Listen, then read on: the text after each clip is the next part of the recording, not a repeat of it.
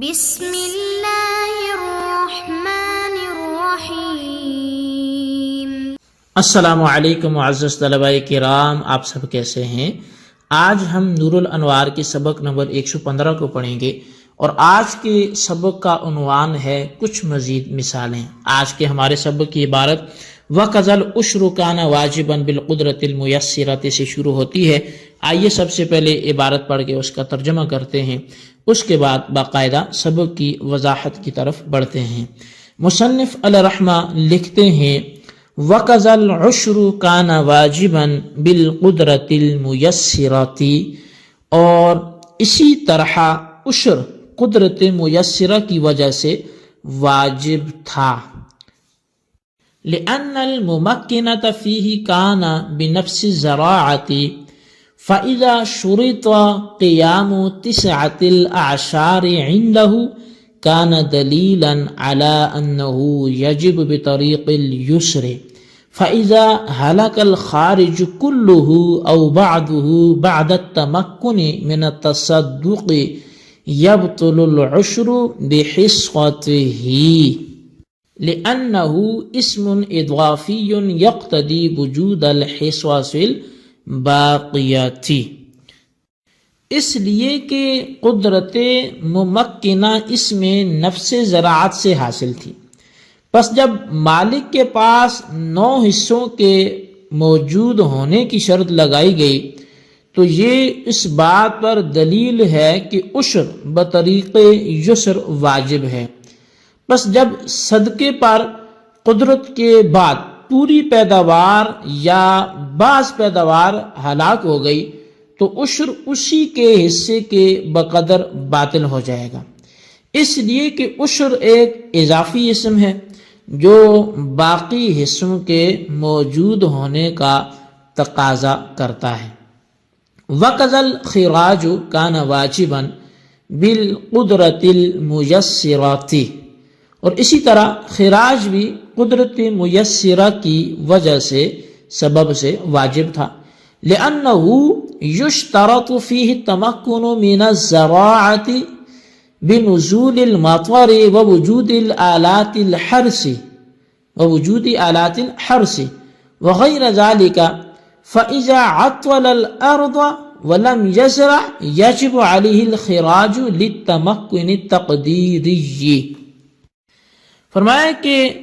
اس لیے کہ اس میں بارش برسنے اور کھیتی کے آلات موجود ہونے کے ساتھ زراعت پر قدرت شرط ہے، پس جب مالک زمین کو بیکار چھوڑے رکھے اور زراعت نہ کرے تو اس پر تقدیری قدرت کی وجہ سے خراج واجب ہوگا۔ وَهَذَا مِمَّا يُعْرَفُ وَلَا يُفْتَى بِهِ لِتَجَاسُرِ الظَّلَمَةِ بخلاف العشر فإنه يشترط فيه الخارج التحقیقی دون التقدیری۔ فرمایا کہ یہ ان امور میں سے ہے جس کو پہچانا جائے گا، لیکن ظالموں کی دلیری کی وجہ سے اس پر فتویٰ نہیں دیا جائے گا، برخلاف عشر کے، کیونکہ اس میں حقیقتاً پیداوار کا ہونا شرط ہے، تقدیری نہیں ہے۔ وَلَكِنْ إِذَا لَمْ يُعَطِّلْ وَزَرَعَ الْأَرْضَ وَاسْطَلَمَتِ الزَّرْعَ آفَةٌ يَسْقُطُ عَنْهُ الْخِرَاجُ لِأَنَّهُ وَاجِبٌ بِالْقُدْرَةِ الْمُيَسِّرَةِ۔ فرمایا کہ لیکن یہ جب مالک بیکار نہ کرے اور زمین میں کھیتی کرے اور کوئی آفت کھیتی کو برباد کر دے تو اس سے خراج ساقط ہو جائے گا، کیونکہ خراج قدرت میسرہ کی وجہ سے واجب ہے۔ جی طلبہ کرام، یہ ہمارے آج کے سبق کی عبارت اور اس کا ترجمہ تھا۔ اب آئیے آج کے سبق کی باقاعدہ وضاحت تشریح کی طرف بڑھتے ہیں۔ فرمایا کہ عشر بھی قدرت میسرہ کی وجہ سے واجب تھا، کیونکہ عشر میں قدرت ممکنہ تو نفس زراعت سے حاصل ہے، لیکن جب مالک کی زمین کے پاس 9 حصوں کے باقی رہنے کی شرط لگا دی گئی تو یہ اس بات کی دلیل ہے کہ عشر بطریق یسر واجب ہوتا ہے، لہذا اگر عشر ادا کرنے پر قادر ہونے کے بعد پوری پیداوار ہلاک ہو جائے یا کچھ پیداوار ہلاک ہو جائے تو ہلاک شدہ کے بقدر عشر باطل ہو جائے گا، یعنی پوری پیداوار ہلاک ہونے کی صورت میں پورا عشر باطل ہو جائے گا، اور کچھ ہلاک ہونے کی صورت میں اسی کے بقدر عشر باطل ہو جائے گا، کیونکہ عشر ایک اضافی نام ہے جو 9 حصوں کے موجود ہونے کا تقاضا کرتا ہے۔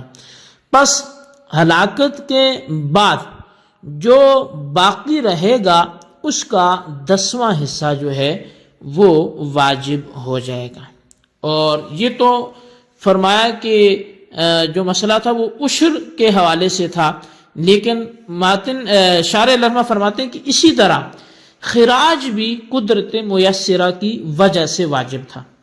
کیونکہ خراج واجب ہونے کے لیے زراعت پر قادر ہونا شرط ہے، بہی طور پر کہ بارش برستی ہو اور کھیتی کے آلات بھی موجود ہوں۔ چنانچہ اگر زمین بنجر ہو یا زمین تو بنجر نہیں ہے لیکن بارش نہیں ہوتی، یا کھیتی کے اس کو جو آلات ہیں وہی مہیا نہیں ہے، اس کے پاس دستیاب نہیں ہے، تو ان صورتوں میں خراج واجب نہیں ہوگا، کیونکہ خراج کا واجب ہونا زمین کے نما سے متعلق ہے، یعنی بڑھوتری سے ہے، نہ کہ زمین کے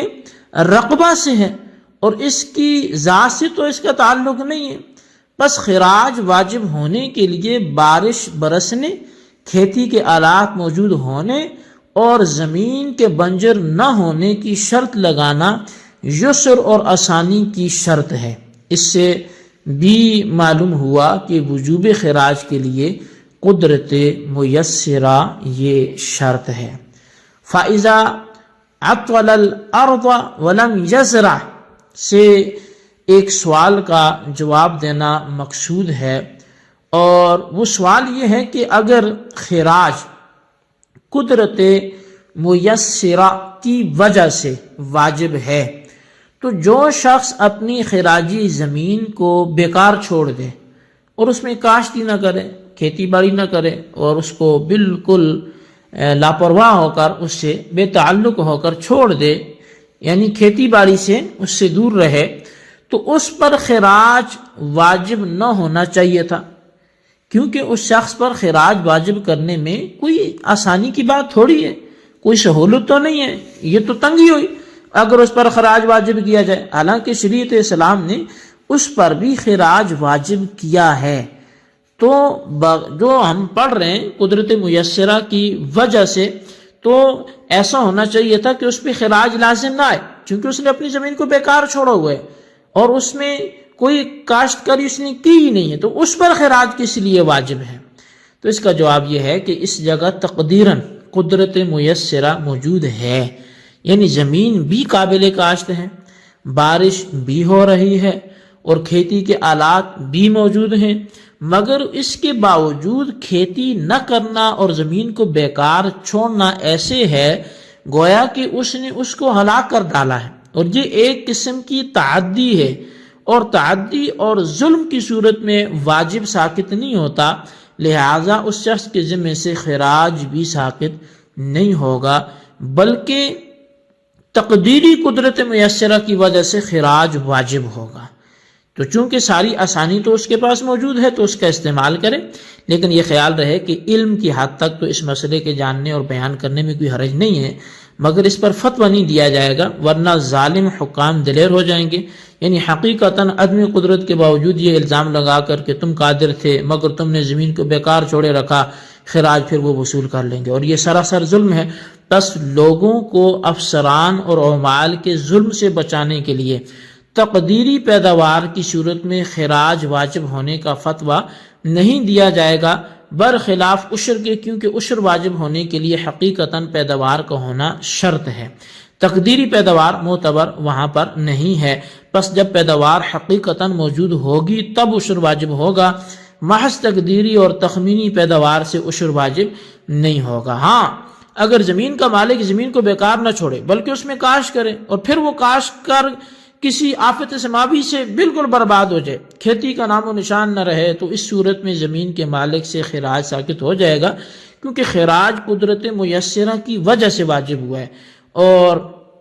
اب اگر آسمانی آفت کے کھیتی کو ہلاک کرنے کے باوجود خراج واجب کیا گیا تو یہ زمین کے مالک پر توان ہوگا اور یسر عسر سے بدل جائے گا، جس کی شریعت میں کوئی گنجائش نہیں ہے۔ جی طلبہ کرام، یہ ہمارا آج کا سبق تھا، اس کی وضاحت تھی۔ آج کے سبق کو اچھی طرح سمجھیں، اس کا خلاصہ اپنے رجسٹرز پر ضرور لکھیں، بالخصوص ان سوالات کے جوابات بھی دیں۔ سوال نمبر 1 یہ ہے کہ فَإِذَا عَطْوَلَ الْأَرْضَ وَلَمْ يَزْرَعْ، کون سے اعتراض کا جواب دیا جا رہا ہے؟ اعتراض مع جواب تحریر کریں۔ اور سوال نمبر 2 یہ ہے کہ جب قدرت میسرہ ہو اور کاشتکاری بھی کر لی گئی ہو لیکن آفت سماوی کی وجہ سے وہ فصل تباہ و برباد ہو جائے تو اس صورت میں مالک سے خراج ساقط ہوگا یا نہیں، بیان کریں۔ اللہ تبارک و تعالیٰ سے دعا ہے جو کچھ ہم نے پڑھا سنا اسے یاد رکھنے کی توفیق نصیب فرمائے، آمین بجاہ نبی الامین صلی اللہ علیہ وسلم۔